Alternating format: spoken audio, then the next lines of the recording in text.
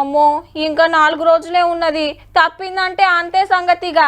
అరే పక్క గల్లోలు ఫస్ట్ నాడే పోయి వచ్చిండ్రట, నీకేమో తీర్వాటమే కాకపాయ్. అవు మల్లక్క, మా ఇంట్లో 2 కోడళ్ళం ఉన్నాం, దరఖాస్తు ఒక్కటి పెడితే 2కి పైసలు ఇస్తారా, లేదంటే వేరు వేరు పెట్టాలనా? ఒక్కింట్లో 2 కరెంటు మీటర్లు ఉంటే కిరాయికున్నోళ్ళకి ఫ్రీ ఇస్తారా, లేదంటే ఓనర్లకే ఇస్తారా? ఓ ఇట్లనే బగ్గ చర్చలు నడుస్తున్నాయి. పోయిన బేస్తారం చాలై 3 రోజులు నడిచింది ప్రజాపాలన.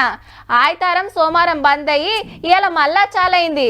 మరి చూద్దాం పండ్రి ఎట్లెట్లున్నదో. 2 రోజులు బ్రేక్ తీసుకొని ఇవాళ మళ్ళా శురువైంది ప్రజాపాలన. దరఖాస్తులు వంచుడు, పబ్లిక్ నింపించుడు నడుస్తుంది. ఇందిరమ్మ ఇండ్లు, 500కు గ్యాస్ సిలిండర్లు, ఆడోళ్లకు నెలకు 2,500 పింఛన్లు, ఇట్లా 6 గ్యారెంటీలల్లో ఏదక్కరుంటే దానికి అప్లికేషన్ పెడుతున్నారు. డౌట్లుంటే ఆఫీసర్లను అడిగితే వాళ్ళే చెప్తున్నారు వివరంగా. ఆల్రెడీ రైతు బంధు పింఛన్ వస్తున్నోళ్ళు మళ్ళా దరఖాస్తు పెట్టుకునే ఆష్టం లేదు, కొత్తోళ్ళు మాత్రమే పెట్టుకోవాలి.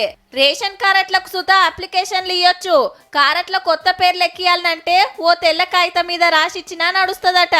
రేషన్ కార్డు లేదు, ఇల్లు లేదు, దానికోసం దరఖాస్తు చేసుకోవడానికి వచ్చాము. ఇక్కడ పింఛన్ ఇచ్చినా పర్వాలేదు. ఇందిరా మిల్లు ఒకటి కావాలి, నాకు ఒంటరి మేళ పింఛన్ కావాలి, కరెంటు పింఛన్.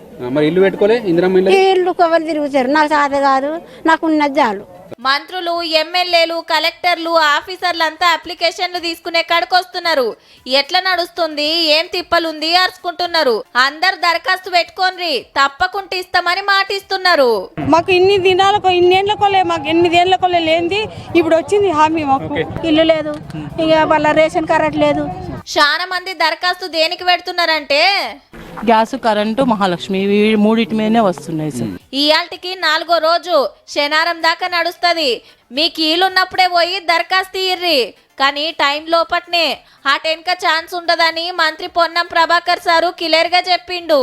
గడువుకు ఎండ్ ఉండదు, 6వ తారీఖు లోపల ఏమని చెప్తున్నాను. దాని తర్వాత 4 నెలల తర్వాత మళ్ళీ ఒక కార్యక్రమం తీసుకుంటామని 6వ తీసుకునే నిర్ణయం ప్రకారం ముందుకు